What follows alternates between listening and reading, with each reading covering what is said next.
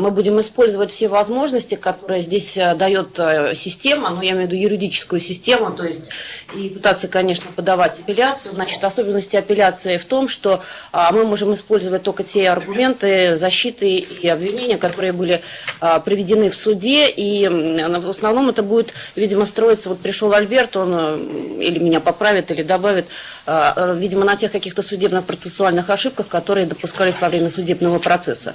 Вот. Ну, так как это дело достаточно сложное, я не думаю, что при наличии той системы судебной, которая здесь в Соединенных Штатах на сегодняшний момент рассматривала дело Виктора, будет возможность выиграть эту апелляцию. То есть, по крайней мере, в связи с тем, что все-таки процесс политизирован, Виктор абсолютно не надеется на то, что будет достаточно объективное решение по этому вопросу, как оно и было при участии, скажем, жюри присяжных непосредственно по поводу вердикта в самом суде. Вот. Что касаемо каких-то других возможностей, насколько затянется эта апелляция, тоже неизвестно. То есть сроки достаточно большие. То есть мы не можем говорить о каких-то конкретных сроках, но по опыту, насколько я знаю, это может занять от года и более. Он говорил, что он даже расценки не знает. Правильно? Он говорил, что он даже расценки не знает, но примерная сумма о том, что они говорят, будет от 15 до 20 миллионов. And the law is, the judge can fine him based upon a number that is discussed.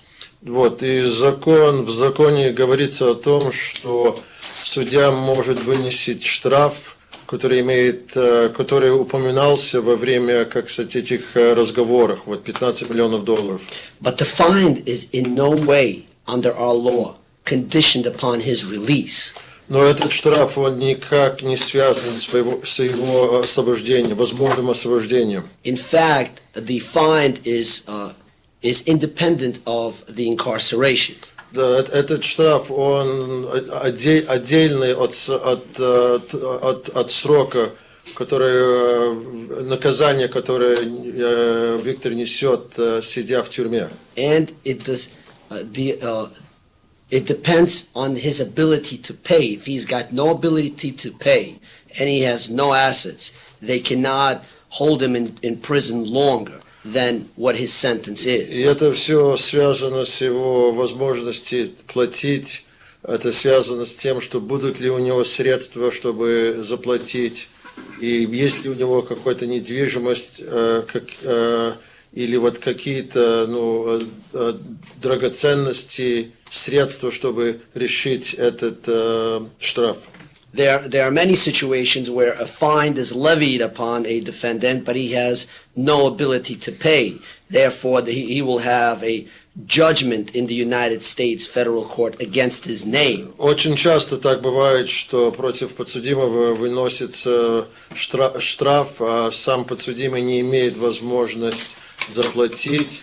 Но таким образом против него регистрируется окончательное решение, что если вдруг у него средства появятся, он должен будет заплатить, но если средств нет, то он платить, нечего будет с него брать. It becomes, if he has no assets, it sort of becomes an illusory type of a judgment.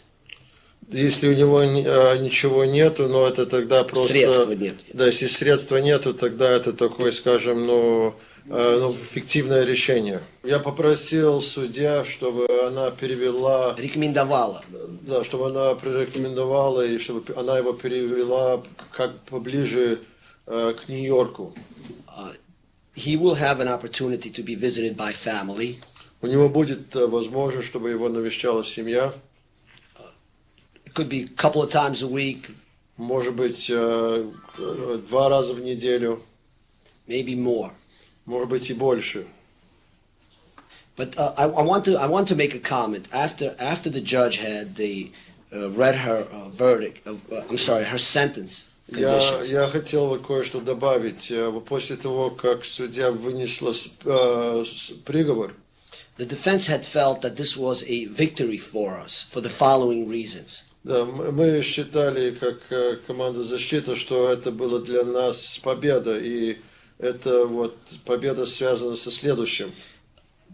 We believe that if the judge had any inclination to believe that Victor intended to sell arms during that meeting to kill Americans, she would have never given him the minimum. Да, мы считаем, что если судья хоть как-то подумала или верила в том, что у Виктора было хоть какие-то намерения продать оружие в целях нанести вред американцам или убить американцев, она бы никогда не согласилась дать ему такой минимальный срок. Соединенные Штаты Америки, они... Наняли оперативов.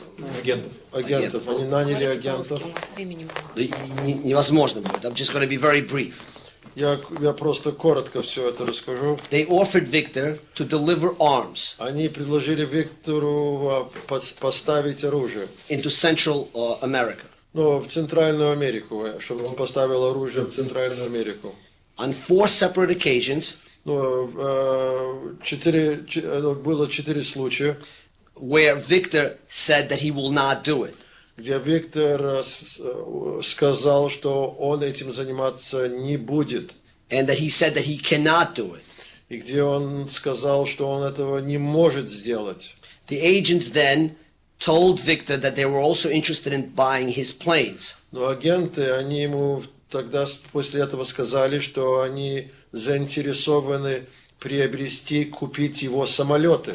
One of the operatives Один из агентов sent an email to Victor отправил электронное сообщение Виктору, where he said, Victor, we don't have to deliver arms, we just have to convince them that we can. где было сказано, что Виктор, нам не надо обязательно поставлять оружие, нам надо только их убедить, что мы можем это сделать, что мы в состоянии это сделать. С этой подачи Виктор поехал на эту встречу. Правильно? Да. Он поехал на эту встречу. На эту встречу он привез с собой 2 книжки про 2 самолета, за которых он попросил 5 миллионов. Они, значит, ему говорят, хорошо, мы у тебя купим самолеты, но ты можешь нам тоже оружие привезти. Теперь он понимает, что они могут самолеты у него не купить, если он не начнет им обещать, что он хотя бы попытается узнать про оружие. И он им говорит, точно объясняет, что я не знаю про оружие, я не знаю эти цены, я должен поговорить с правительством. В одной фразе он им говорит, я должен спросить у министра иностранных дел, если это вообще возможно. И они говорят, ну хорошо, попробуй, что тебе нужно, чтобы начать? Он говорит, мне нужно, чтобы начать, дайте мне 5 миллионов за мои самолеты, которые я вам сейчас могу продать, и остальное я для вас узнаю. Значит, для Виктора, для россияна, как вы все, это как-то непонятно, что за разговор в Америке было достаточно, даже не вставая со стула, с разговора, с которого можно присяжных убедить, что у него были какие-то намерения и возможность довести, значит, до них оружие, для него было непонятно, что это было достаточно.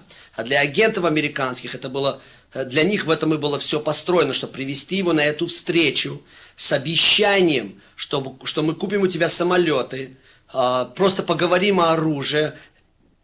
И он на это клюнул, не понимая, что это достаточно в Америке, чтобы тебя посадили на 25 лет. Чтобы они все так запрограммировали, программу написали, they choreographed it in such a way. Can you explain? Они все это организовывали таким способом. Где они в конце концов сыграли роль судьи, потому что они судье завязали руки, она не могла дать меньше, чем 25, хотя она несколько раз там говорила, что почти напрямую, что если могла бы дать меньше, она бы дала бы меньше. Значит, они так все сыграли, так запрограммировали, что они привязали судью, они так запрограммировали все, что они привязали присяжных эмоций. Потому что они, когда говорили с Виктором про самолеты и про оружие, они, значит, затеяли такой оркестр против американского народа. И очень ужасные вещи начали говорить про американский народ. И Виктор в этот оркестр зашел для того, чтобы продать свои самолеты. Это такое нормальное явление для любого бизнеса, когда тебя покупатель готов купить что-то за 5 миллионов, ты будешь ему поддакивать на все. Для того, чтобы его перевели в Россию, возможно, что он должен будет признать свою вину. Я считаю, что этого делать не надо, что он должен следовать свою позицию о том, что он не виновен. Если, значит, Россия будет просить Америку, чтобы он свое время, right, his incarceration time would be spent, срок свой в России, значит, вы понимаете же, Россия не будет держать в тюрьме человека, если Россия не верит, что этот человек нарушил какой-то закон. И поэтому, чтобы перевести его в Россию как тюремщика, чтобы он там свой срок закончил, моральная, значит, позиция любой страны в этом, значит, вопросе у нас, это Россия, должна быть какая-то вина. Россия же не будет в тюрьме держать человека, в котором она верит, что он невиновен. Поэтому это просто нелогично будет, как тюремщика его перевести, если он не признается ни в чем. А признаться ни в чем он не может. В чем-то он, извините, признаться в чем-то он не может. Потому что в самом деле он никакого закона не нарушил ни в какой стране. Да, я хотел бы обратиться, используя эту возможность, во-первых, поблагодарить всех в России, кто меня поддерживал, кто присылал и присылает письма с поддержкой, письма с уверенностью в моей невиновности. Это дает мне силы бороться и вселяет в меня уверенность, что я скоро вернусь домой. Я также хотел бы использовать эту возможность, обратиться к депутатам Государственной Думы Российской Федерации с тем, чтобы от моего имени Российская Федерация подала иск в Международный суд против США и Таиланда по поводу того всего, что со мной случилось.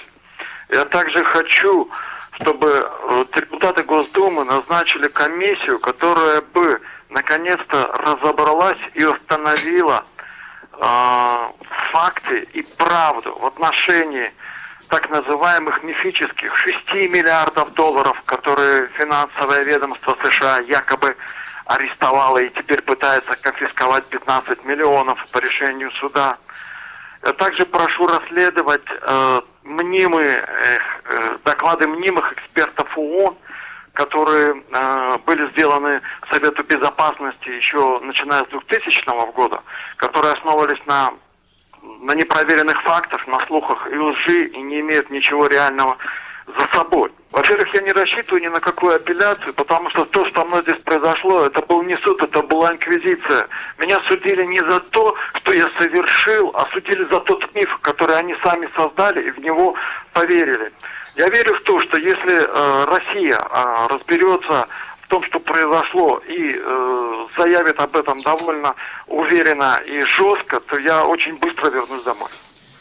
Я ничего не совершал, и этот вопрос принципиальный. Я не пойду ни на какие сделки, ни на какие признания. Для меня не было никакой неожиданностью. Я ожидал, что мне дадут пожизненный срок. И то, что дали всего 25 лет, судья сама в своем приговоре сказала, что нет никаких доказательств того, чтобы я пытался совершить это преступление. И она сослалась опять на мифические доклады ООН, на ту репутацию, якобы, что я торговал оружием. Хотя ни одного факта во время суда приведено не было. Более того, судья сама запретила защите проводить слушания и приглашать этих экспертов ООН, и ограничила это все слушание конкретно этим делом, а потом, в конце концов, она же на все эти слухи и сослалась. Что для меня, конечно, вопиющее нарушение. Это глумление над правосудием. Для того, чтобы мне попасть в российскую тюрьму, я должен, в отличие от американского законодательства, совершить какие-то преступления. Все слухи абсолютно не подтверждены, и нет никаких доказательств того, что я торговал оружием, господа. Это первое. Второе. В новых условиях, куда меня перевели в Бруклинскую тюрьму, условия хорошие, никаких у меня жалоб нет. Отношение ко мне ровное, спокойное, как и всем остальным. Я, как американский адвокат, продолжаю верить в американское правосудие и буду все, что возможно делать здесь. Насчет интернационального суда я, конечно, помогу везде, где смогу, сложу весь материал, здешний материал, но я для себя представляю, что он должен в интернациональном суде он должен будет работать с другими адвокатами.